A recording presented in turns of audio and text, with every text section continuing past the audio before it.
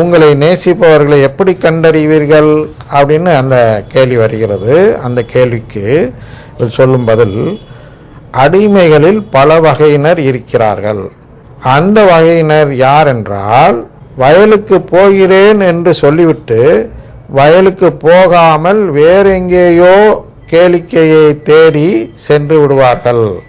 இவர்கள் என்னை மறந்து விடுவதால், அதாவது என்னை விட தங்களுடைய கேளிக்கையினால் கிடைக்கக்கூடிய செல்வ மாயையை அதிகமாக நேசிப்பதால் அவர்கள் என்னை நேசிக்காதவர்கள் ஆவார்கள்.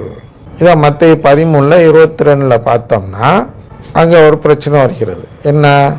உலக கவலை, செல்வ மாயை, அந்த உலகத்தில் உள்ள இன்பங்கள், இது போன்ற விஷயம்லாம் நம்மை முச்செடிகள் போல் இருந்து நம்மை வளர விடாமல் செய்கிறது என்று பார்க்கிறோம். அப்போ இந்த இதையும் சோதனை, இந்த சோதனையில் மாட்டிக்கிறவங்க இது மாதிரி மறந்துட்டு வெளியேறுகிறவர்கள் அந்த தவறை செய்கிறார்கள். சரியா? அதனால் என்ன சொல்ற, என்னை விட தங்களுடைய கேளிக்கையினால் கிடைக்கக்கூடிய செல்வமாயை அதிகமாக நேசிப்பதால் அவர்கள் என்னை நேசிக்காதவர்கள். அப்போ நாம் கடவுளை மட்டும் நேசிக்கணும். இப்போ செத்த முன்னாடி சொன்னேன் அல்லவா, 2 எஜமான், ஒன்று மனித மரபு, இன்னொன்று கடவுள், அதை நற்கருணைன்னு வச்சுங்க. இதில் நாம் நற்கருணை மட்டும் நேசிக்க வேண்டும் என்றால் இந்த மனித மரபின் மூலம் கிடைக்கக்கூடிய கேளிக்கை இதை நாம் மறந்து விட வேண்டும். அப்போ இதெல்லாம் யார் அப்படின்னா, இந்துக்கள் இது போன்ற ஒரு பணியில் இருக்கிறார்கள். இவர்கள் அந்த செல்வ செழிப்பு போன்ற ஐஸ்வர்யம் போன்ற செயலுக்காக கடவுள்கள் பல வைத்து வழிபடுகிறார்கள் அல்லவா. அது அவர்கள் தேடி செல்லும் இந்த செல்வ மாயையை குறிக்கிறது. இந்த கேளிக்கை சந்தோஷத்தை தரக்கூடிய விஷயத்தை அதிகமாக நேசிக்கிறார்கள், ஆனால் இயேசுவை நேசிக்கவில்லை. அதனால் அவர்களை தேர்ந்தெடுக்க முடியாமல் போகிறது. அடுத்த விதமான அடிமை யார் என்றால், வயலுக்கு போவார்கள், அப்போது தங்கள் கடமையை மட்டும் செய்து வீடு திரும்புவார்கள். இவர்கள் யார் என்றால் பயனற்ற அடிமைகள். அதான் 17:10 படி, அதாவது கரெக்டாக வேலையை செய்த ஒரு அடிமை. அப்போ இவர்களுக்கு கிடைக்குமானா கேள்விக்குறி தான். எப்படின்னு பாருங்கள், இவர்கள் தங்கள் கடமையை செய்யும் அடிமைகள் தானே தவிர என்னை நேசிப்பவர்கள் அல்ல. அதாவது துரோகம் செய்யாத ஒரே காரணத்திற்காக நான் அவர்களை தத்தெடுக்க முடியாது. பாருங்கள், வில் கோ டு அதை மேத்யூ 5:47 நாம் போவோம். அதற்கு முன்பு இதை விளக்கி விட்டு போகிறேன். என்னென்னா, இவர்கள் தங்கள் கடமையை செய்யும் அடிமைகள். அதாவது அந்த கடமையை செய்யும் அடிமைகள் தானே தவிர என்னை நேசிப்பவர்கள் அல்ல. ஐயா அப்படி சொல்கிறாரு, அவன் கரெக்டாக தானே போகிறான், வயலுக்கு போக சொன்னார், அந்த அடிமை கரெக்டாக அந்த வயலுக்கு போகிறான், உழுது விட்டு திரும்பி வருகிறான். இவன் என்ன துரோகம் பண்ணான்? அப்போ இவனை ஏன் தத்தெடுக்க முடியாது அப்படின்னா, அதாவது அந்த எஜமான் வயலுக்கு போக சொல்லி தத்தெடுக்கிறதுக்காக போக சொல்லிக்கிறார். அதுதான் இதுக்கு முன்னாடி உள்ள போர்ஷனை படித்தேன். நேராகவே இதுக்கு போனால் உங்களுக்கு அந்த இடம் மிஸ் ஆகிரும். அப்போ தத்தெடுக்கிறார் என்ற நோக்கம் வைத்துக்கொள்ளுங்கள். ஒரு அடிமை அவன் கடமை மட்டும் செய்கிறான், வீடு திரும்புகிறான். அவனை தத்தெடுக்கலாமா என்றால், ஒரு எஜமான் தத்தெடுக்க வேண்டிய ஒரு நபர் பிள்ளைகளை தேடும் பொழுது என்ன செய்வார் என்றால், அந்த பிள்ளையிடம் ஒரு சிறப்புத்தன்மை எதிர்பார்ப்பார். போகிற எல்லா பிள்ளையும் அவர் தேர்ந்தெடுக்க முடியாது. அநாத மடத்துக்கு போகிறான்னு வச்சுக்கோ, அங்கே இருக்க எல்லா பிள்ளையும் தேர்ந்தெடுக்க முடியாது. இவருக்கு தகுந்த குணவளம் படைத்த குழந்தை எதுவும் அங்கே இருக்கிறதா என்று தேடுவார். அப்போ கடவுளுக்கு ஏற்ற குணம் எது? அதுதான் மத்தேயு 5:47 பார்க்கிறோம். மத்தேயு 47 என்ன சொல்கிறது என்றால், நீங்கள் உங்கள் சகோதர சகோதரிகளுக்கு மட்டும் வாழ்த்து கூறுவீர்கள், ஆனால் நீங்கள் மற்றவர்களுக்கு மேலாக செய்து விடுவதென்ன? பிற இனத்தவரும் இவ்வாறு செய்வதில்லையா அப்படின்னு கேட்குறார் அல்லவா. அதான் அந்த இடம். அவர் நம்மிடம் ஒரு சிறப்பு குணம் எதிர்பார்க்கிறார் கடவுள்.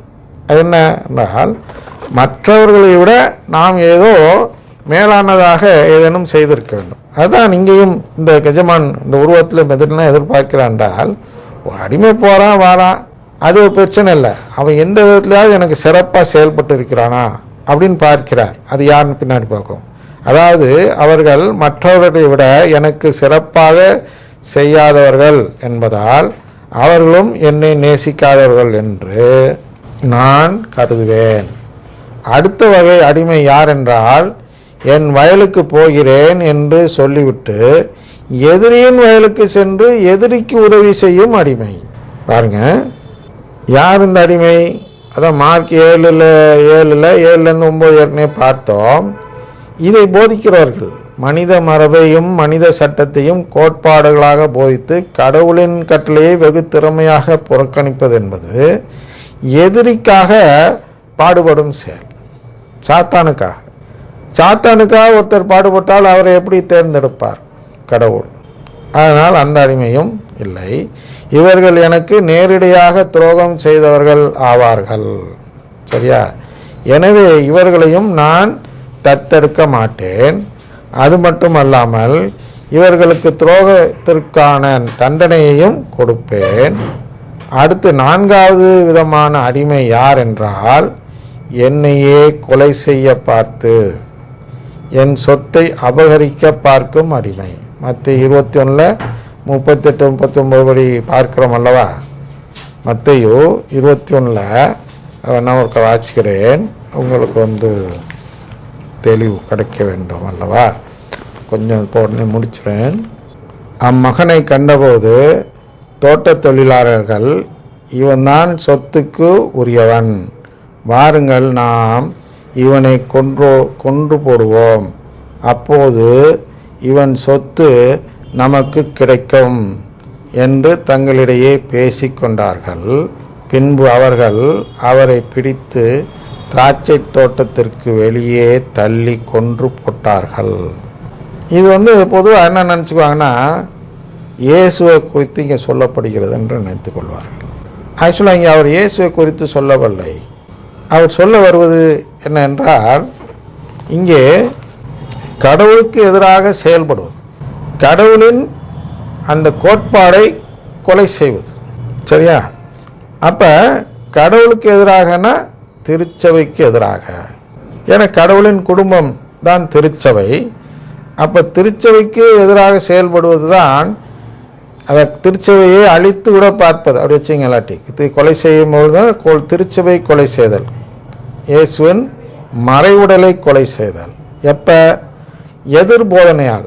மார்ட்டின் லூத்தர் போன்றவர்கள் வேறொரு போதனையை கொண்டு இங்கேருந்து மக்களை அழைத்து செல்லும்போது கடவுளையே கொலை செய்ய பார்க்கிறார்கள், கடவுளுக்கு எதிராக செயல்படுகிறார்கள். அந்த மார்ட்டின் லூத்தரை கடவுள் சீர்திருத்தவாதி என்று பார்ப்பாரா? நாம் யோசித்து பார்க்க வேண்டும்.